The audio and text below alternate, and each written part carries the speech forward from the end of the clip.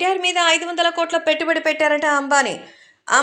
Junior NTR మీద 500 కోట్ల పెట్టుబడి పెట్టినట్టుగా అయితే తెలుస్తోంది. తాజాగా అంబానీ అంటే గ్రాండ్‌గా వెడ్డింగ్ ముగిసిన సంగతి తెలిసిందే.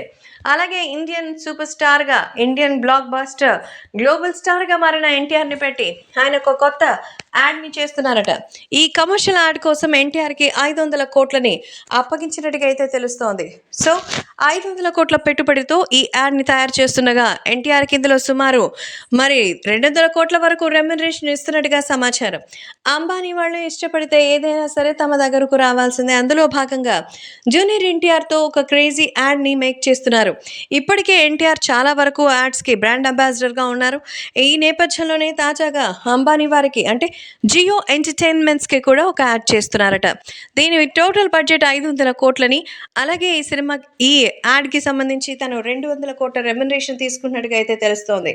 మొత్తానికి తారక్ అంటే అంబానీకి కూడా చాలా ఇష్టమట. ముఖ్యంగా అంబానీ భార్య నీతా అంబానీ ఒక మంచి క్లాసికల్ డాన్సర్ అన్న సంగతి తెలిసిందే.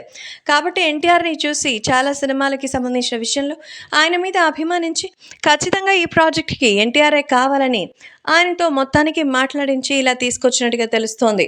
ప్రస్తుతం జూనియర్ ఎన్టీఆర్‌కి సంబంధించిన ఈ ప్రాజెక్ట్ వివరాలు ఎంతగానో సెన్సేషనల్‌గా మారుతోంది.